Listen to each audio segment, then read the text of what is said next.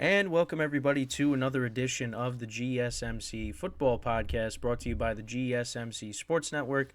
As always, I'm your host, Kenneth Grunfelder, and it's great to have you guys here on this Thursday, February 15th. We have a lot to talk about on the show today, as we normally do, but before I get into that, I just want to remind you guys, as always, to tip or donate and get your comments recognized, make sure to go to the following link. That is streamelements.com/GSMCsportsnetwork./tip. Again, that really helps the show, makes the show more interactive between myself, the host, and you guys, the viewers. Again, that is streamelements.com/GSMCsportsnetwork./tip. And as always, it is displayed on the ticker on the bottom of the show segment down below. So, with that being said, let's get into what we are going to talk about for today. So we're going to start off the show. We're going to talk about Chris Jones wanting to stay in Kansas City, something that he said at the Chiefs parade yesterday. And also Patrick Mahomes talking about how they're guaranteeing a three-peat. So we'll talk about that in a second. Then in the second part of the show, we'll talk about some defensive coordinator moves. So the 49ers, they let go of Steve Wilks, their defensive coordinator. So I wanted to talk about that. Also, the Cowboys brought in Mike Zimmer to be their next defensive coordinator. So I'll get into both of those moves in the second part of the show. Then in the third part of the show, we're going to talk about possible destinations for Justin Fields if he is indeed traded. So there was a list on Bleacher Report that had about 5 teams, so I'll talk about that.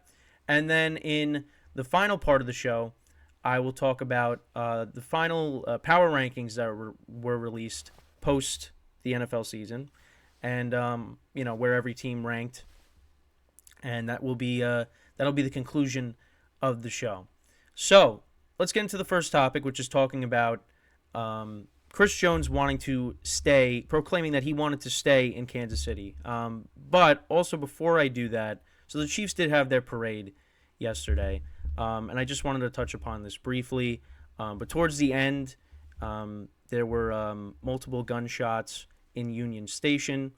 Unfortunately, one person lost their life, and up to about 21 people were injured, including children. And it's just again, it's not something that you want to hear. It's a tragedy. It's devastating.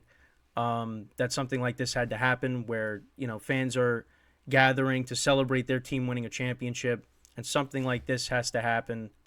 There's just no place for that. And I just wanted to touch upon that briefly, but just devastating news on that front. The players obviously, were comforting fans and tweeting out about it on social media.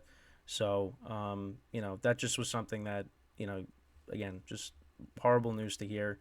Because again, you're going there to celebrate your team winning, and that happens. And actually, credit to some of the fans tackling one of the suspects. There were 3 suspects, and they were all taken in. But fans tackled one of them. So an act of heroism there from the Chiefs fans. But yeah, I just wanted to touch upon that before we got into the other stuff. But yeah, it's just horrible news there. But yeah, so now let's get into kind of a weird transition. But yeah, let's get now into what I was going to talk about here from the parade. So yeah, Chris Jones, one of the Chiefs' best defensive player. Yeah, you could tell the Chiefs, were partying a little too hard, especially Travis Kelce. But you know what, rightfully so. I mean, they won the championship, and yeah, they were going to celebrate like that. So, yeah. So Chris Jones basically was saying the same thing that I'm going to talk about with Mahomes, is that he wants to stay for the three-peat.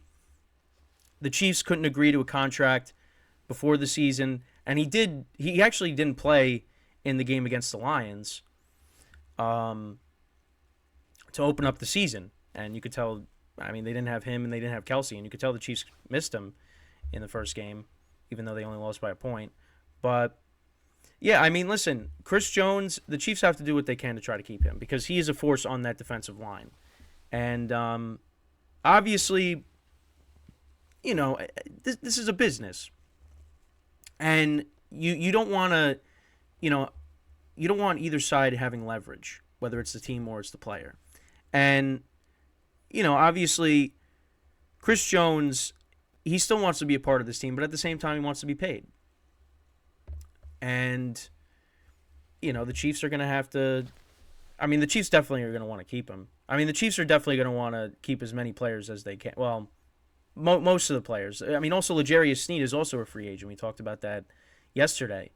They want to keep as many impact players as they can so they could run it back next year to try to three-peat.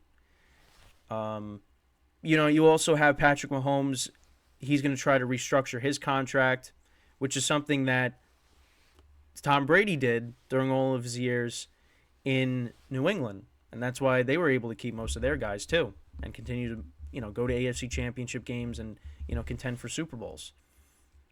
So are the Chiefs going to be able to do that? Well, we'll see. I mean, we'll see how the contract negotiations go throughout the offseason. But that's somebody you do not want to lose on your defensive line because, he can rush the passer. He could, again, it's very important stopping the run. Because he's, lining up right on the interior of the offensive line. Against the offensive line of the opposing teams. He's an impact player, and you don't want to lose that. So, we will see, again, what ends up happening there. But he wants to stay in Kansas City. And listen, that's his best chance to win a championship is staying in Kansas City because this team just continues to go to championship games and get back to the Super Bowl now twice in a row, back-to-back years, for the last 5 years. I mean, you want to stay there. And, now it's up to them and it's up to him and the Chiefs to kind of negotiate a contract and make sure that he stays because he is, their best defensive player. But the other thing, too, is Patrick Mahomes said basically they're guaranteeing a three-peat and saying, oh, this has never been done in NFL history before. It's going to be the first one. So, and that's, I think, where a lot of people are kind of turned off by the Chiefs is when you have, your franchise quarterback coming out and saying that, or their franchise quarterback. Now, for me, yeah, it's you see that, but at the same time, it's like they deserve to say that. They deserve to talk because, again, they just repeated as champions in a year where they were doubted. They were. A lot of people. I doubted them, and many others did. And they somehow found a way to get back to the Super Bowl with the very weak receiving core. And now they're going to be even better next year if they can add to it. I mean, Kadarius Toney is probably on his way out. Valdez-Scantling had a drop problem, but listen, in the playoffs, came up big in big spots. Had big catches in the Bills game, had the clinching catch in the AFC Championship game, and then also caught a touchdown in the Super Bowl that put the Chiefs ahead after the 49ers fumble on special teams. He comes up big in big moments. Rashid Rice had a good rookie season, but you got to add to that. Sky Moore was injured. He was on IR. Kadarius Toney was injured. He was a healthy scratch, but again, he wasn't playing. There's more to that they're not going to say. But they need to add to that receiving core. I also forgot about Justin Watson, who made some big plays for them this year as well. But yeah, I mean they need to add more to that position. They got the quarterback, the offensive line, Kelsey, Pacheco, but you need to add to that receiving core because I mean, look at what happened during the regular season. I mean, listen, they were still able to win the Super Bowl, but you would like to add to it. So, but I don't want to spend too much time talking about the three-peat possibility just because it's like we're way. This is so far in advance talking about this. But, again, it's something that they've been talking about, and they're still hungry, and they want to try to do this again. And listen, they definitely can. Next year, if they don't add anybody significant to that receiving core, honestly, it doesn't really matter to me because they'll still end up making the playoffs somehow, and there's still going to be a problem for teams because when they get to the playoffs, they don't joke around. They're focused, and you saw that. You saw that. Now, again, you saw in the championship game Kelsey throwing Justin Tucker's equipment and, of course, the whole Andy Reid, Travis Kelsey thing on the sidelines. And, people just find things to, critique. But, well, I mean, listen, I didn't like either of those things either. But, this team was in the zone for the playoffs. And, they just flipped the switch. In my opinion, they flipped the switch. They just looked like a completely different team. And, they won another championship. And also Mahomes said that he guarantees that, since they played on the road this year, they're not going to be playing on the road next year, that it's going to run through Arrowhead. Now, if it runs through Arrowhead, yeah, it's a problem for a lot of teams, except for one. Because two teams, but one quarterback, because the other quarterback is retired. I know I keep bringing the Bengals up now, but that's the only Joe Burrow is the only active quarterback that has gone into Arrowhead and defeated Patrick Mahomes and took him down, and I still don't know how that happened. I saw somebody posted the highlights of that championship game on TikTok. I mean, I still can't wrap my head around the fact that the Chiefs blew that lead. It was like two completely different games. The first half, the Chiefs dominated, and then the Bengals stopped them as time was expiring because they were trying to score another touchdown, but they didn't have any timeouts. Tyreek Hill gets tackled inbounds, and we go into the half and it's 21-10. And then the Bengals came back. Mahomes turned the ball over, and then they go to overtime. And then Mahomes throws the interception, and then they get into field goal range. McPherson kicks the game-winning field goal, and that's it. But it's just really weird how the Chiefs blew that lead. I still can't wrap my head around it because they started off so well, and then it fell apart after that. But either way, Bengals came back and won that game. That is the team, and I talked about it this week. That is the team that has the best chance to take them down because they've done it before. And they lost a very close game to them last year in the championship game. So, but again, things happen. Injuries, unfortunately. We don't know what's going to happen next year. We have no idea. It might not even be the Bengals. It might be some random team that you don't even see coming. The Texans, maybe, or the Colts with their young quarterback. Who knows?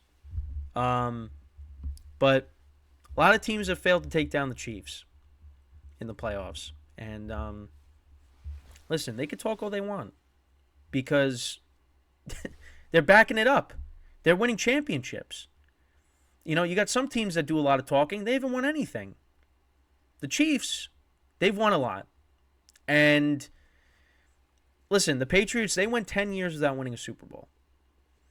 This team, after they won their first 3. With Brady. I don't think that's happening here.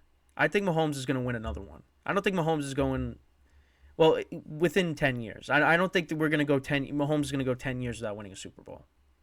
I don't think so. And actually look at, unfortunately, Aaron Rodgers. He won his first Super Bowl.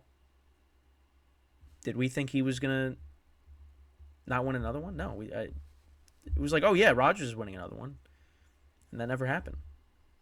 But Mahomes has 3. So, yeah, we'll see. But I don't think he's going 10 years without winning another one. I think he's going to get 4 within 10 years. Might get 2 within 10 years. And again, he's only 28. Which is unbelievable. But yeah, so that's pretty much it when discussing the Chiefs. And we'll take our first break of the show now. So when we come back, we will actually now discuss a couple of defensive coordinator moves that were made. I know Mike Zimmer was, a little bit was recently, but not like yesterday. The 49ers did let go of Steve Wilks, which was kind of a surprise.